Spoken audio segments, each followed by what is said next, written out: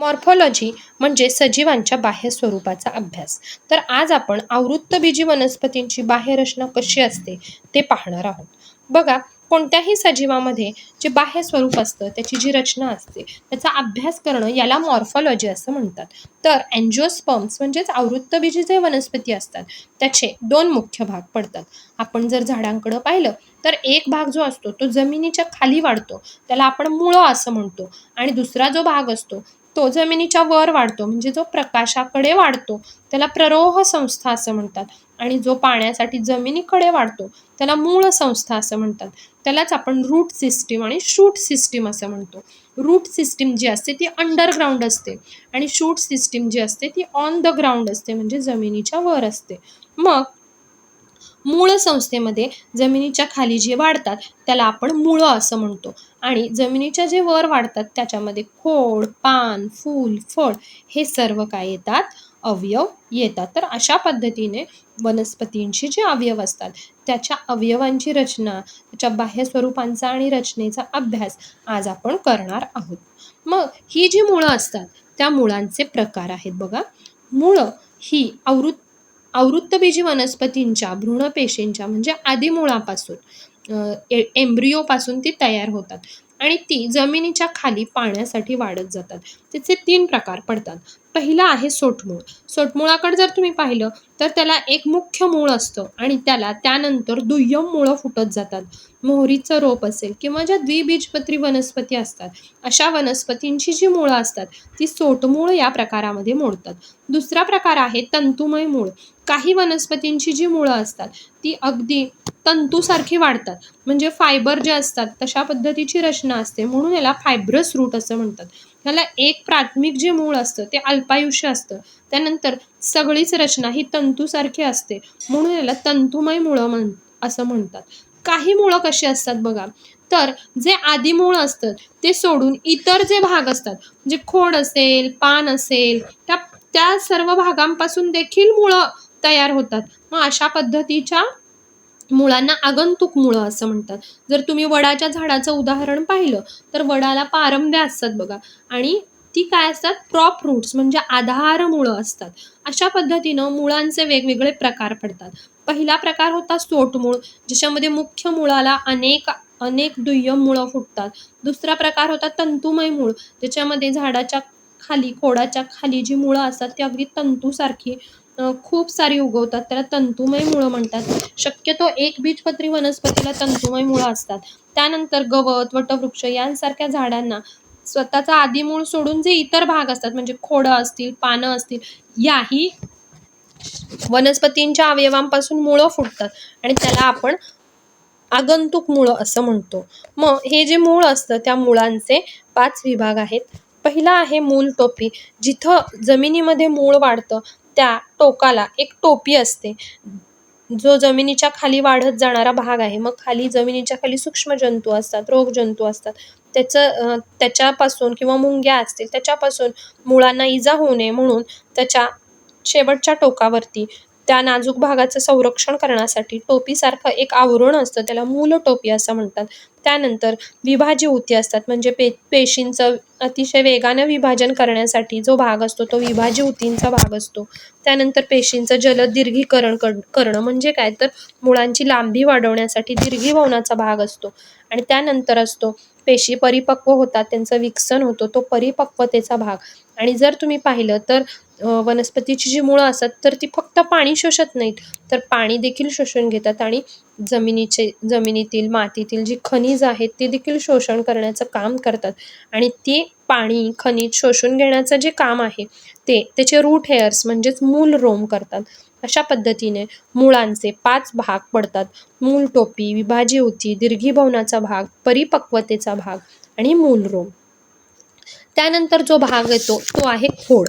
खोड म्हणजे काय बघा, की बीजांकुरण होऊन तयार झालेल्या अंकुरातून प्रकाशाकडे वाढणारा एक भाग असतो आणि प्रकाशाच्या दिशेने वाढणारा जो भाग असतो त्यालाच आपण खोड म्हणतो. त्या खोडावर फांद्या येतात, फुलं येतात, फळं येतात. आणि ह्या खोडांची कार्य काय आहेत बघा, तर फांद्या, पानं, फुलं, फळं ह्या सगळ्यांना म्हणजेच शक्यतो झाडाला आधार देण्याचं महत्त्वाचं काम, खोड करतं. तर त्या खोडामध्ये पाणी, पोषक तत्व, प्रकाश संश्लेषणासाठी जे पदार्थ असतात त्याचं वहन करण्याचं काम असतं. काही खोडं ही रूपांतरित होतात. त्याच्यामध्ये पहिलं त्यांचं काम आहे अन्नाची साठवणूक करणं. मग अन्नाच्या साठवणूक करण्यासाठी कोणती बरं खोड रूपांतरित झालेले आहेत? मग त्याच्यामध्ये बटाटे, आलं, हळद यांसारखे जे खोड आहेत ते रूपांतरित असतात. ते झाडाच्या खाली वाढतात आणि ते अन्न साठवणुकीचं काम करतात. दुसरा एक प्रकार आहे, जर तुम्ही वेली बघितल्या तर द्राक्षाची वेल असेल, भोपळ्याची वेल असेल, त्याला एक स्प्रिंगसारखा वेटोळा भाग दिसतो आणि तिथून त्याची वाढ होत जाते. त्याला काय म्हणतात? तर हे जे खोड असतात ते आधारासाठी असतात. आधारासाठी त्यांना लाकडाचा किंवा लोखंडी खांबाचा आपण आधार देतो. तर इथं जे खोड आहे ते आधार देण्याचं काम करतं त्या जड झालेल्या फळांना असेल किंवा रोपाला असेल. त्यानंतर तिसरा प्रकार आहे खोडामध्ये, तर काही खोडांचं खोडांमध्ये बघा काय रूपांतरण होतं, तर संरक्षणासाठी त्याला टोकदार काटे येतात, म्हणजे इतर प्राणी चढू नयेत म्हणून, किंवा त्याची जी फुलं असतील त्याचं संरक्षण करण्यासाठी, फळं असतील त्याचं संरक्षण करण्यासाठी त्या खोडांना काय असतात? टोकदार आणि लाकडी काटे असतात. चौथा जर प्रकार बघितला, निवडुंगासारखी जर झाडं बघितली तर त्याला पानं नसतात, पण त्याचं जे खोड असतं तेच हिरव्या रंगाचं असतं. त्याच्यावर काटे असतात, म्हणजे वनस्पतीतलं पाणी बाष्पीभवनाने जाऊ नये म्हणून निवडुंगासारख्या झाडांना काटे असतात आणि त्याच्यामध्ये प्रकाश संश्लेषणाचं महत्त्वाचं काम खोडच करतं. आणि म्हणून निवडुंगाला जर तुम्ही पाहिलं तर त्याचं हिरवं चपटं जे खोड असतं ते पानांचं कार्य करतं, परंतु प्रत्यक्षात मात्र निवडुंगाचं ते खोड असतं. तर अशा पद्धतीने खोड जे असतात त्याची कार्य आणि त्याची रूपांतरणं आपण पाहिली. त्यानंतर येतो पानांचा प्रकार.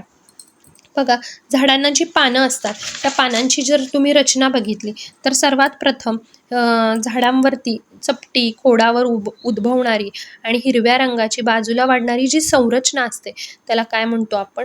नोड्स असं म्हणतो. आणि त्या नोड्समधून ज्या कक्षकलिका असतात, ॲक्झिलरी बड, त्याच्यामधून फांद्यांची निर्मिती होते. मग पानामध्ये देखील पानाचं जर तुम्ही आकृती पाहिली तर सर्वप्रथम त्याला जो दिसतो तो शिरविन्यास आपल्याला दिसतो, म्हणजे एक मुख्य शिर असते आणि त्याला अनेक उपशिरा असतात. त्याला आपण काय म्हणतो? शिरविन्यास असं म्हणतो. जो पानाचा हिरवा भाग आहे त्यालाच आपण पर्णपटल असं म्हणतो. पर्णपटल म्हणजे काय बघा, झाडाचा हिरवा जो पसरट भाग असतो त्याला आपण पर्णपटल असं म्हणतो. पुढचा भाग आहे पर्णतळ. पाने खोडाला जिथं जोडलेली असतात त्या फांदीला जोडलेल्या भागाला पर्णतल असं म्हणतात. वनस्पतीमध्ये पानं विस्तारित जातात आणि एक पातळ आवरण बनवून खोडाच्या भागाला पूर्णपणे किंवा अर्धवटपणे आच्छादन करत असतात आणि त्यामुळे हे जे पर्णतळ असतं ते फांदीला जोडलेला भाग असं आपण म्हणतो. मग पान आणि फांदी ह्याच्यामध्ये जो भाग असतो त्याला आपण देठ असं म्हणतो. देठ काय करतं? तर ताठपणे एखादं पान जर प्रकाशामध्ये टिकून ठेवायचं असेल तर जी रचना तयार केलेली असते लांब, पातळ, लवचिक, त्याला आपण देठ असे म्हणतो. मग हे देठ काय काम करतं? तर पानांना हवेमध्ये फडफडायला मदत करतं. त्याच्या पृष्ठभागावर ताजी हवा खेळती ठेवण्याचं, पानाचा पृष्ठभाग थंड राखण्याचं महत्त्वाचं कार्य हे देठ करत असतं. पानांवरच्या ज्या शिरा असतात त्या शिरांमुळं त्या पानांचे प्रकार पडतात बघा. पहिला प्रकार आहे जाळीदार शिरविन्यास. जाळीदार शिरविन्यासमध्ये एक मुख्य शिर असते आणि त्याच्यापासून अगदी बारीक बारीक शिरांची जाळीदार रचना असते. जे द्विबीजपत्री वनस्पती असतात त्याच्यामध्ये शक्यतो जाळीदार शिरविन्यास आढळतो. आणि दुसरा प्रकार आहे समांतर शिरविन्यास, म्हणजे जी मुख्य शिर आहे त्याला समांतर अशा अनेक शिरा तुम्हाला दिसतील. त्या शिरा एकमेकांना समांतर असतात आणि म्हणूनच त्यांना समांतर शिरविन्यास असं म्हणतात. या एक बीजपत्री ज्या वनस्पती असतात त्याच्यात शक्यतो समांतर शिरविन्यास आढळतो.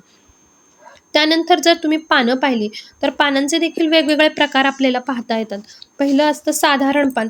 साधारण पान म्हणजे बघा, या प्रकारच्या पानांना पर्णपटलाला पूर्णपणे छेदले तरी घेतलेली चीर ही मुख्य शिरेला स्पर्श करत नाही, अशा पद्धतीची साधारण पानं असतात. आणि दुसरं असतं संयुक्त पान. संयुक्त पान म्हणजे काय बघा, पर्णपटलाचे अनेक लहान पानामध्ये विभाजन करता येते. मग पर्णविन्यास देखील असतो. पर्णविन्यास म्हणजे काय बघा, पानाच्या देठावरील किंवा खोडावरील जी मांडणी असते त्याच्यामुळे त्या पर्णाचा एक विशिष्ट पानांची एक मांडणी तयार होते, त्याला पर्णविन्यास असं म्हणतो.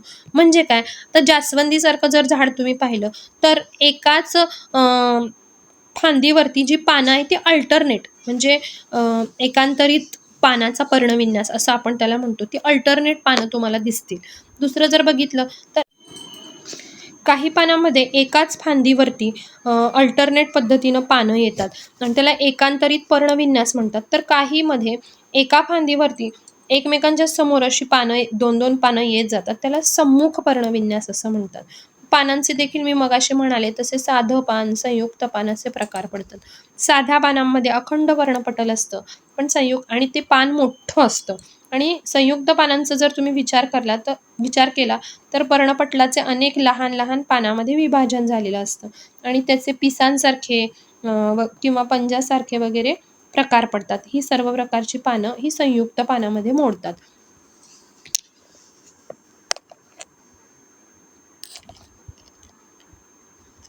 त्यानंतर जर फुलांचा प्रकार बघितला तर फुलांमध्ये पुष्पबंध आढळतात. पुष्पबंध म्हणजे काय बघा, तर पुष्प अक्षाभोवती करण्यात येणाऱ्या पुष्पगुच्छांची जी मांडणी असते त्याला पुष्पबंध असं म्हणतात. त्याचे 2 प्रकार पडतात. पहिला आहे अकुंठित पुष्पबंध आणि दुसरा आहे कुंठित पुष्पबंध. अकुंठित पुष्पबंध म्हणजे काय बघा, ज्याच्यामध्ये मध्य अक्ष असतो त्याची सतत वाढ होते आणि ही फुलं बाजूला उगम पावत राहतात आणि बुडाकडून टोकाच्या दिशेला जेव्हा एखादा पुष्पबंध वाढतो त्यावेळेला त्याला अकुंठित पुष्पबंध असं म्हणतात. आणि कुंठित पुष्पबंध म्हणजे काय बघा, ज्याच्यामध्ये मुख्य अक्षावरती एक मोठं फूल येतं आणि त्यानंतर इतर फुलांची ही वाढ होत जाते. त्यामुळे ती जी वाढ असते ती बाकीच्या फुलांची काही मर्यादित पद्धतीने होते, पण मग मुख्य फूल जे असतं ते मोठं असतं आणि याच्यामध्ये टोकाकडून तळाकडं फुलं काय होतात, फुलत जातात आणि हा जो पुष्पबंध असतो त्याला कुंठित पुष्पबंध असं म्हणतात. म्हणजे ॲक्रोपेटल सक्सेशनमध्ये खालून वर फुलं वाढत जातात. म्हणजे फुलांचे कळ्यांपासून फुलांमध्ये रूपांतरण हे खालून वर होतं. आणि कुंठित म्हणजे त्याला बेसिपेटल ऑर्डर म्हणतात. बेसिपेटलमध्ये पहिल्यांदा मुख्य अक्षावरचं मोठं फूल फुलतं, त्याच्यानंतर जे बाकीचे फुलं आहेत ती काय करतात, तर शेंड्याकडून बुडाकडं वाढत येतात. मग अशा पद्धतीचे 2 पुष्पबंध आपण बघितले. त्यानंतर जर फूल बघितलं तर फुलाचे आपण मुख्य भाग आपल्याला सर्वांना हे माहीतच आहे की कॅलिक्स, करोला, अँड्रोइशियम, गायनोइशियम म्हणजेच काय, निदलपुंज, दलपुंज, पुमंग आणि जायांग हे फुलांचे महत्त्वाचे भाग आहेत. मग निदलपुंज म्हणजे काय, हे जे फुलाचं सगळ्यात बाहेरचं आवरण असतं त्याला निदलपुंज असं म्हणतात. साधारणपणे हिरव्या रंगाची जी पानं असतात, जेव्हा आपण कळी बघतो बघा, कळीच्या बाहेरच्या बाजूला काही हिरवी पानं असतात त्याला आपण निदलपुंज असं म्हणतो. काय काम करतं, तर ते आतल्या कळीचं फुलाचं संरक्षण करण्याचं महत्त्वाचं काम हे निदलपुंज करत असतं. त्याच्यानंतरचा भाग असतो तो दलपुंज, म्हणजे ज्या रंगीत रंगीत पाकळ्या असतात, फुलांना बघितल्यानंतर त्याचा सर्वात आवडणारा भाग म्हणजे त्याच्या आकर्षित करणारा रंग आणि पाकळ्यांची रचना. तर हा जो आकर्षक भाग असतो तो कशासाठी असतो, मग ती जी मधमाशा असतील, फुलपाखरं असतील, कीटक असतील, परागकणांसाठी त्यांना आकर्षित करण्यासाठी रंगीबेरंगी पाकळ्या असतात. फुलांना बघितल्यानंतर माणसाचं श्रम सुद्धा विसरलं जातं बघा, तेवढ्या त्या आकर्षक असतात. मग ह्या ज्या रंगीत पाकळ्या आहेत ते आहेत दलपुंज. त्याचं कामच आहे कीटकांना आकर्षित करून घेणं. त्यानंतर प्रजननासाठी 2 भाग असतात, पुमंग आणि जायांग. पुमंग म्हणजे काय, तर पुरुष भाग आणि जायांग म्हणजे काय, तर स्त्री भाग फुलामधला. तर पुमंगामध्ये स्टॅमेन्स असतात. आता आपण इथं जास्वंदीचंच उदाहरण घेतलेलं आहे, त्याच्यात अँथर आणि फिलामेंट्स असतात. आणि जर स्त्री भागाचा विचार केला तर स्टिग्मा, स्टाईल आणि ओव्हरी असतात. मग ह्या ज्या स्टिग्मावरती चिटकण्याचं काम होतं, काय चिटकतात त्याच्यावर, तर अँथर चिटकतात, ते स्टाईलमधून ओव्हरीपर्यंत पोहोचतात आणि मग पुरुष आणि स्त्री भागाचं एकत्रीकरण झाल्यानंतर एखाद्या फुलामध्ये बीची निर्मिती होते. अशा पद्धतीनं फुलांचे 4 भाग असतात. निदलपुंज म्हणजे बाह्यतम हिरव्या रंगाच्या कळीच्या भागामध्ये जेव्हा संरक्षण केलं जातं अशा पद्धतीच्या जाड पाकळ्या ज्या असतात त्याला निदलपुंज म्हणतात. त्यानंतर ज्या रंगीत पाकळ्या असतात कीटकांना आकर्षित करण्यासाठी त्याला आपण दलपुंज असं म्हणतो. तर अशा पद्धतीनं आपण पाहिलं की फुलाचे 4 मुख्य भाग असतात, निदलपुंज, दलपुंज, पुमंग आणि जायांग. त्यानंतर फुलांची जी सममिती असते ती आपण पाहूया. तर फुलांची सममिती बघा, काही फुलं जर आपण बघितली तर कोणत्याही मध्यप्रतलातून घेतलं तर त्याचे 2 समान भाग पडतात. म्हणजे मोहरीचं वगैरे फूल वगैरे बघितलं तर त्याला अरीय सममिती असं म्हणतात. तर काही फुलं अशी असतात फक्त एकाच प्रतलातून जर आपण मध्यभागी रेष मारली तर 2 समान भागामध्ये त्याचं विभाजन होऊ शकतं. त्याला द्विपार्श्विक फूल असं म्हणतात. त्यानंतर जे फुलांमधलं अंडाशय असतं त्याच्या स्थानानुसार सुद्धा फुलांचे प्रकार पडतात. पहिलं असतं उच्चस्थ अंडाशय, म्हणजे त्याच्यामध्ये अंडाशय वर असतं आणि बाकीचे अवयव खाली असतात. त्याला अधोजाय प्रकारचं अंडाशय असं म्हणतात. अशा प्रकारचे देखील फुलांचे विभाजन केले जातात. अधोजाय प्रकारामध्ये हे जायांग वर असतं, त्याच्यानंतर अंडाशय उच्चस्थ असतं आणि इतर अवयव हे खाली असतात. परिजायमध्ये काय असतं तर अंडाशय मध्यभागी असतं आणि निम उच्चस्थ म्हणूयात आपण. त्यानंतर बाकीचे भाग हे त्याच्या भोवताली असतात. काही भाग खाली असतात, म्हणजे हाफ इन्फेरियर. गुलाबाचं जर फूल बघितलं तर त्याच्यामध्ये जे अंडाशय असतं ते निम्न म्हणजे मध्यभागी असतं ते अंडाशय. त्याला परिजाय म्हणतात. आणि उपरिजाय म्हणजे म्हणजे काय बघा तर फुलांच्या ज्या पाकळ्या असतात, जे पुष्पासन असतं ते पूर्णपणे अंडाशयाला वेढतं आणि हे अंडाशय अधस्थ असतं, म्हणजे खालच्या बाजूला असतं आणि त्याच्या बाजूला पूर्ण फुलांच्या पाकळ्यांचा विन्यास आपल्याला पाहायला मिळतो. अशा पद्धतीनं अंडाशयाच्या स्थानावरून देखील फुलांचे 3 प्रकार पडतात: अधोजाय, परिजाय आणि उपरिजाय. त्यानंतर आपण बघूयात फुलानंतर असतो महत्वाचा भाग तो म्हणजे फळ. फळ काय असतं तर अंडाशयाचं जेव्हा फलन होतं तेव्हा पक्व झाल्यानंतर जे रूप तयार होतं म्हणजे फुलामधून फळाची निर्मिती होते असं आपण म्हणतो. मग फळांचं देखील जे आवरण असतं त्याच्यामध्ये 3 स्तर असतात. पहिलं असतं बाह्य फलभिती, म्हणजे बाहेरची जी साल असते ती बाहेरची साल काही फळांची जाड असते, काही फळांची पातळ असते. चिक्कूसारख्या फळांची साल आपण खाऊ शकतो, पण नारळाची साल खाऊ शकणार नाही किंवा कलिंगडाची साल आपण खाऊ शकत नाही. म्हणजे ही जी बाहेरची बाह्य फलभित्ती किंवा बाहेरची साल असते ती पातळ किंवा जाड असते. त्यानंतर असतो मध्य फलभित्ती, म्हणजे जो खाण्यायोग्य भाग असतो फळामधला तो मऊ असतो आणि तो मध्ये असतो, त्याला तो तंतुमय भाग असतो. तर तो जो भाग असतो त्याला मध्य फलभित्ती असं म्हणतात. त्याच्या अगदी आतमध्ये ज्याला आपण एंडोकार्प किंवा अंतःकवच असं म्हणतो, हा जो भाग असतो तो सगळ्यात महत्त्वाचा भाग असतो. तो सर्वात आतील जो भाग असतो त्याच्यामध्ये त्या फळाची बी असते आणि त्याच्यावरती कठीण असं आवरण असतं, त्याला आपण अंतःकवच असं म्हणतो. अशा पद्धतीनं फळाच्या फलावरणाचे 3 भाग आपण पाहिले. पहिला भाग पाहिला बाह्य फलभित्ती, बाहेरची साल. त्याच्यानंतर मध्य फलभित्ती, जो भाग आपण खातो. त्याच्यानंतर त्या फळाची जी बी असते त्याच्या भोवतालीने एक कठीण कवच असतं आणि ते जे असतं ते अंतःकवच असतं. अशा पद्धतीने फलावरणाचे 3 भाग पडतात. त्यानंतर फळांची जी रचना असते बियांची जी रचना असते त्याच्यावरून वनस्पतीचे 2 भाग पडतात. पहिला आहे द्विबीजपत्री वनस्पती, दुसरं आहे एकबीजपत्री वनस्पती. द्विबीजपत्री वनस्पतीचा अर्थच असा आहे की त्याला 2 दलं असतात, 2 स्तर असतात.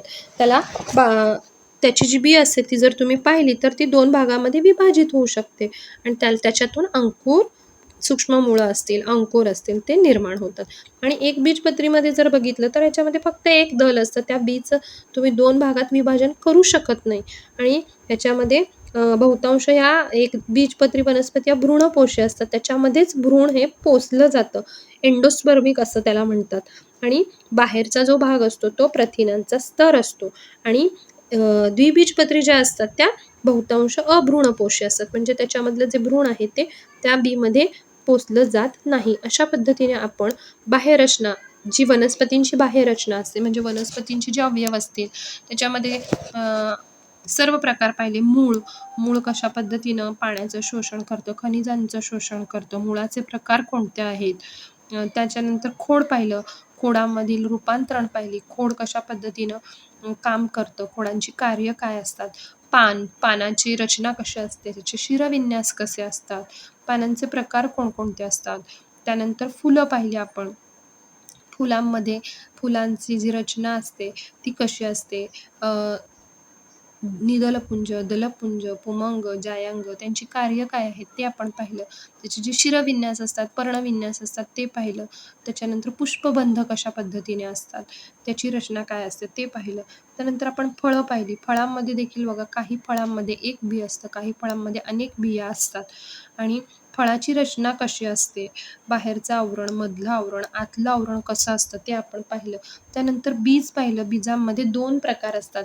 एक बीजपत्री वनस्पती, द्विबीजपत्री वनस्पती. अशा पद्धतीनं आपण वनस्पतींची बाह्यरचना ही पाहिलेली आहे.